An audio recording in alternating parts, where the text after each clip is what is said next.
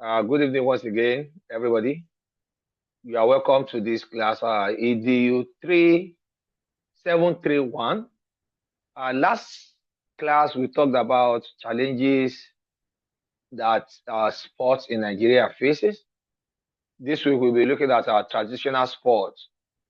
In every local sport or in every sport, there are also opportunity, one, to localize those sports. So today, we'll be looking at traditional sports Nigeria. The class is going to be a very short one because it is not a wide topic, but I just feel there's a need for us to look at it and also see the types of traditional sports that we have in Nigeria. So, Nigeria is a country with diverse cultures and values. It's blessed with traditional sports and games that have been practiced all over the years, even before colonialism and Western education. The traditional sport and games then was basically for leisure and recreational activities.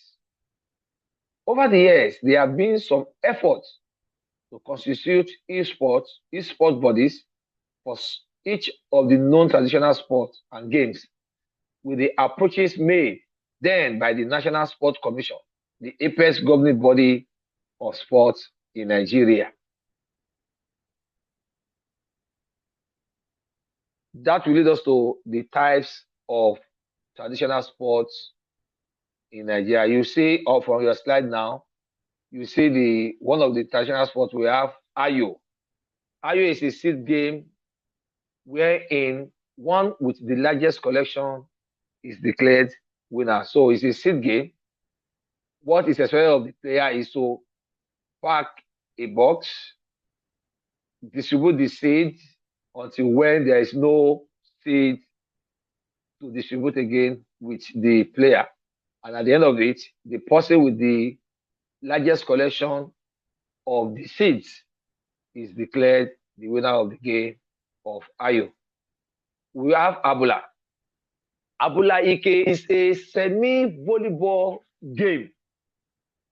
Abula is played with a wooden bat with a surface that is attached with foams with a tennis ball, meaning that Abula is taken from the world of volleyball and tennis.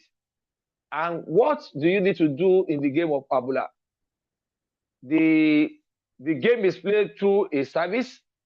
One of the edge of the bat is held, and then the service is used to pick the ball and send the ball across the net. Just the same way in volleyball or in tennis, you serve, and then a rally is seen. So Abula is a game that is played across the net with a wooden bat. You have two teams that plays the game of Abula, and also it is decided by the number of points, meaning that the team with the highest number of points at the end of the day will be declared the winner of the game. That is the game of Abula for you. You have Dambel. Dambel is a traditional boxing done with one arm, cloth with clothes and rope, meaning that every individual have two hands apart from people that are special. One of the hand is suspended in the air, is not used for any part of the game, but the hand with the club, clothes, and rope is what is used to play the game of Abula. So it is a boxing game that is played on a rectangular face filled with sand that serves as the ring for the player of the game of Dambe. Then you have Kokowa. Kokowa is the traditional wrestling.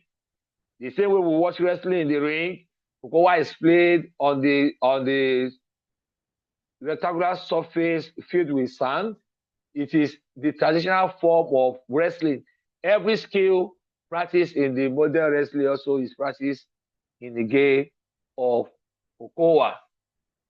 Then we have Langa or Langa. Some people call it Langa. It's a open game of standing or running with one leg while the opponent struggles to dislodge one another. You are expected to hold one leg with your hand, with one of your hands. If it is your left leg, you use your right hand to hold the left leg, and then you use the other leg to stand and the other hand to try to dislodge your opponent. So that is what Langa is all about. Then, Ari is regarded as African billiard board game. It is a spinning of the opponent's marble in the court. It's just like a billiard game.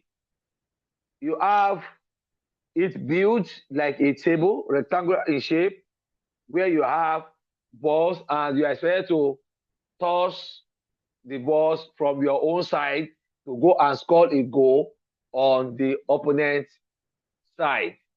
So those are the traditional sports that we have.